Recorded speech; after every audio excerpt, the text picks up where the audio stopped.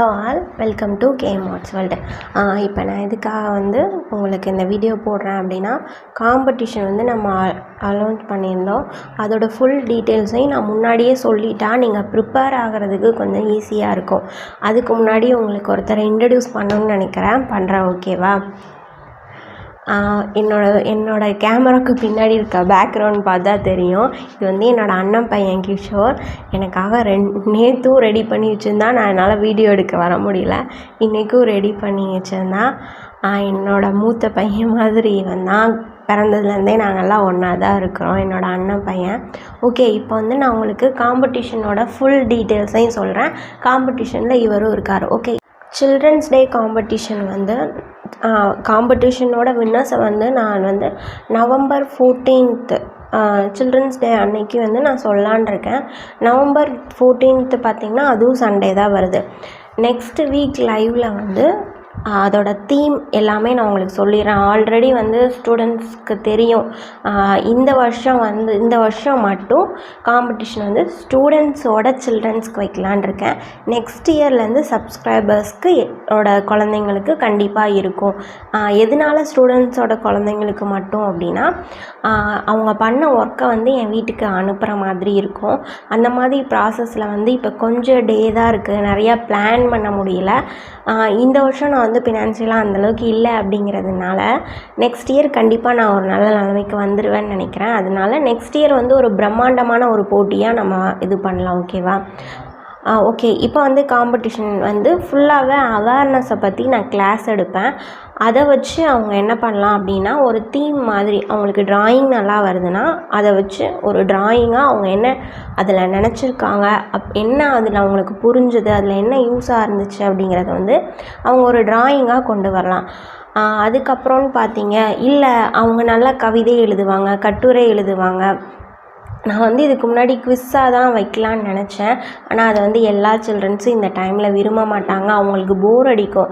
So நானாக ஒன்றை fix பண்ணி இதை அவங்க பண்ணணும் அப்படிங்கிறத விட அவங்களோட திறமை என்னங்கிறத நம்ம பார்க்கலாம். ஸோ நான் என்ன தீம் எதை பற்றி சொல்கிறேன், எக்ஸாம்பிளுக்கு ஃபுல்லாகவே அவேர்னஸை பற்றி தான் நம்ம எடுக்க போகிறோம். எக்ஸாம்பிளுக்கு ஏதாவது ஒரு கார்ட்டூன் பிக்சரை கூட ஃபோன் யூஸ் பண்ணால் அதனால் என்ன ஆகுது, அந்த மாதிரி கூட அவங்க ட்ராயிங் பண்ணலாம்.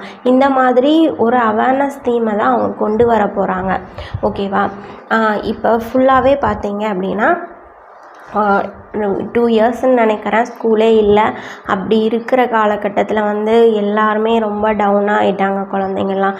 இந்த மாதிரி வைக்கிற ப்ரோக்ராம் காம்படிஷன் அவங்களுக்கு கொஞ்சம் பிரிஸ்காக இருக்கும்னு நினைக்கிறேன். நவம்பர் 14th இன்னும் நிறையா நாள் இருக்குது. இந்த வீக் சண்டே ரிமைனிங் டீட்டெயில்ஸ் எல்லாமே சொல்லிடுறேன். இந்த வீக் சண்டே, அதாவது நீங்கள் எனக்கு எப்போ யாரோட குழந்தைங்கள்லாம் காம்படிஷனில் ஜாயின் பண்ண போகிறாங்க அப்படிங்கிறத இந்த சண்டே போக நெக்ஸ்ட்டு சண்டேயோட டேட் என்னன்னு பார்த்தீங்கன்னா அக்டோபர் 10, 2021. இந்த டேக்குள்ளே எனக்கு கொடுத்துருங்க. 1 வீக் டைம் இருக்குது. மேக்ஸிமம் அன்றைக்கே நான் கிளாஸில் சொன்னப்பவே எல்லாருமே மேக்ஸிமம் ஓகே அப்படின்னு சொன்னீங்க. கிளாஸில் பொண்ணு தான் இல்லை அப்படின்னு இல்லை, பாய்ஸ் கேர்ள்ஸ் 2 குழந்தைங்களுமே கலந்துக்கலாம். ஏன்னா அவேர்னஸ்ங்கிறதுனால நான் சொல்கிற விஷயம் அவங்க 2 பேருக்குமே போகணும் கண்டிப்பாக. அதுக்காக தான். அதனால் உங்களோட குழந்த பொண்ணாக இருந்தாலும் சரி பையனாக இருந்தாலும் சரி கலந்துக்கலாம், ஒன்றும் பிரச்சனை கிடையாது. ஓகேவா? அதுக்கப்புறம் சில்ட்ரன்ஸ் டே 14th, 11, 21 அதுவும் சண்டே தான் வருது. அன்றைக்கி நான் ப்ரைஸ் யாருக்கு அப்படிங்கிறது, யார் வின்னர் அப்படிங்கிறது நான் உங்ககிட்ட சொல்லிடுவேன். அதுக்கு முன்னாடி எனக்கு நீங்கள் பண்ண ஒர்க் அதை நான் முடிவு பண்ண முடியும். அதுக்கான லாஸ்ட் டேட்டாக நான் என்ன ஃபிக்ஸ் பண்ணியிருக்கேன் அப்படின்னா 7/11/2021. அதாவது சில்ட்ரன்ஸ் டேக்கு 1 வீக் முன்னாடி வரைக்கும் டைம் இருக்குது. உங்களோட க்ரியேட்டிவிட்டியை, அதாவது உங்களோட குழந்தைங்களோட க்ரியேட்டிவிட்டியை நீங்கள் எனக்கு சென்ட் பண்ணுறதுக்கு 7ஆம் தேதி சண்டேயோட லாஸ்ட்டு. அதுக்கு முன்னாடியே நீங்கள் எல்லோரும் எனக்கு சென்ட் பண்ணிடுங்க. இந்த வீடியோவை பார்த்துட்ருக்க என்னோடய ஸ்டூடெண்ட்ஸ் யாரெல்லாம் உங்கள் குழந்தைங்கள ஜாயின் பண்ண வைக்கணும்னு நினைக்கிறீங்களோ அவங்க எல்லாருமே எனக்கு இப்போ இருந்தே நீங்கள் நேம் கொடுக்க ஆரம்பிச்சிடலாம். நான் ப்ரைஸ் என்ன கொடுப்பீங்க அப்படின்னா அவங்களுக்கு சில்ட்ரன்ஸ் டே சார்பாக இந்த கேஎம் ஆர்ட்ஸ் வேர்ல்டு சார்பாக அவங்களுக்கு ஒரு சாம்பியன்ஷிப் கப்பு 3 வின்னர்ஸை வந்து நாங்கள் எடுக்கலான் இருக்கோம். நெக்ஸ்ட்டு டே இந்த வருஷம் இது ரொம்ப சின்னதாக ஆரம்பித்தது. நெக்ஸ்ட் டே ஒரு பிரம்மாண்டமான ஒரு காம்படிஷனை நம்ம எல்லாருமே எதிர்பார்க்கலாம். அதுக்கப்புறம் பார்த்திங்கன்னா சக்ஸஸ் உமன் காம்படிஷன். இது வந்து எல்லாருக்குமே சொன்னதான் என்னோடய ஸ்டூடெண்ட்ஸ்க்கு நான் வைக்க போகிற காம்படிஷன். இதில் வந்து ஃபஸ்ட்டு வந்து எல்லாருமே பண்ணுற மாதிரி ஒரு காம்படிஷன். இதை கேட்டால் எல்லோரும் சிரிப்பீங்க. நான் எப்போவுமே டிஃப்ரெண்ட்டாக யோசிப்பேன், அந்த மாதிரி உங்களுக்கு தெரியும். ஓகே, அது என்ன அப்படின்னு சொல்லிடுறேன்.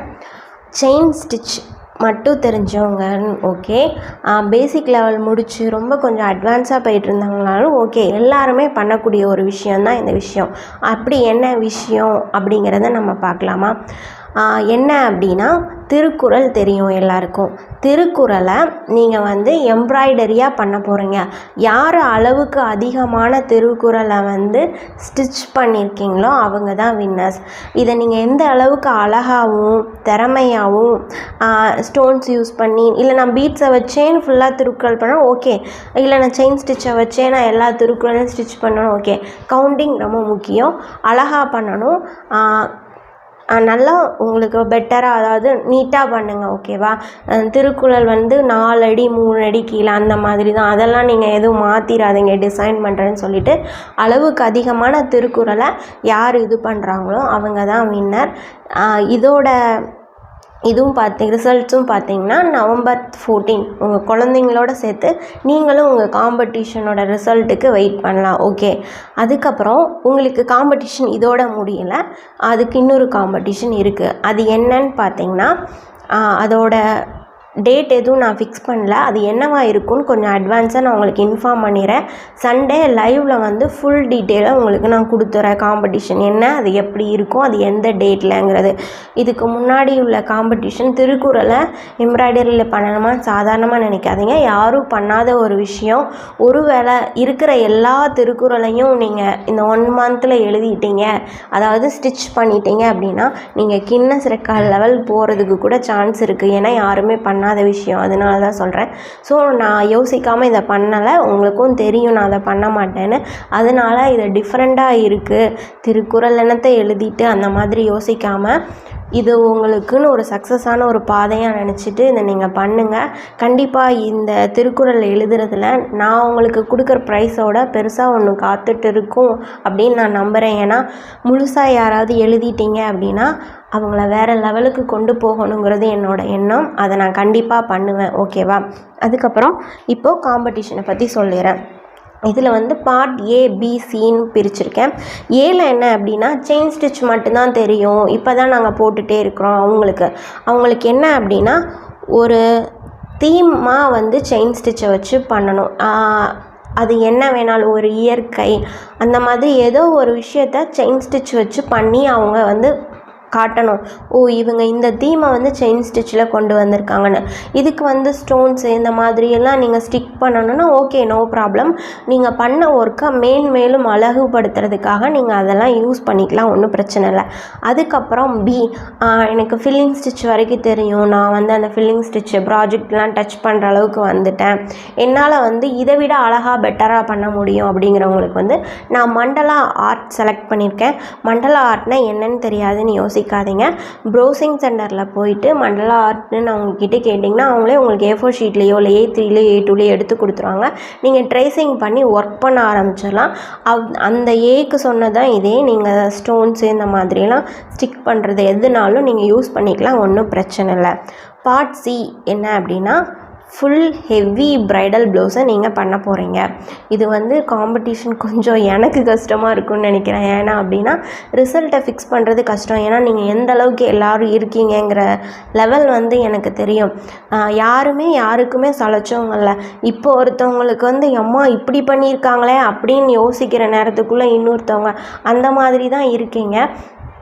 ஸோ காம்படிஷனில் நீங்கள் ஒர்க் பண்ண போகிறது ஒரு ஹெவி ப்ரைடல் ப்ளவுஸ். இதை எடுத்து பண்ணுங்கள் ஓகே. இப்போ வந்து நான் 3 காம்படிஷனை பற்றின தெளிவான டீட்டெயில்ஸை உங்களுக்கு சொல்லிட்டேன். ஒன்று சில்ட்ரன்ஸ்க்கு அவங்களுக்கு வந்து அவேர்னஸை பற்றி நான் கிளாஸ் எடுத்துருவேன். அதை வச்சு அவங்களுக்கு என்ன பிடிக்குதோ, அது ட்ராயிங்கோ பாட்டு எழுதுவாங்கன்னா பாட்டு, கவிதை எழுதுவாங்கன்னா கவிதை, கட்டுரை எழுதுவாங்கன்னா ட்ராயிங் பண்ணுவாங்கன்னா பண்ணுவாங்க. இல்லை ஏதாவது குட்டி குட்டி வேஸ்ட்டு பொருள் வச்சு ஒரு கொலாச் மாதிரி பண்ணி அந்த தீமை எக்ஸ்பிளைன் பண்ணணும்னு நினைக்கிறாங்கனாலும் ஓகே, உங்கள் சில்ட்ரன்ஸ்க்கு என்ன வருதோ அதை அவங்க வந்து ஒரு அவேர்னஸான விஷயத்தை எக்ஸ்பிளைன் பண்ண போகிறாங்க. அதுக்கப்புறம் 2வது இது வந்து திருக்குறளை வந்து யாரெல்லாம் செயின் ஸ்டிச்சை வச்சு அதிகமான திருக்குறளை யார் வந்து ஸ்டிச் பண்ணுறாங்களோ அவங்க வின்னர். ஓகே, இந்த 2 காம்படிஷனுக்கான வின்னர்ஸை வந்து நான் நவம்பர் 14, அதாவது உங்கள் சில்ட்ரன்ஸோடு சேர்த்து நீங்களும் உங்களோட இது டீட்டெயில்ஸை வந்து ரிசல்ட்ஸை வந்து நீங்கள் வெயிட் பண்ணி கேட்டுக்கலாம், ஒன்றும் பிரச்சனை இல்லை.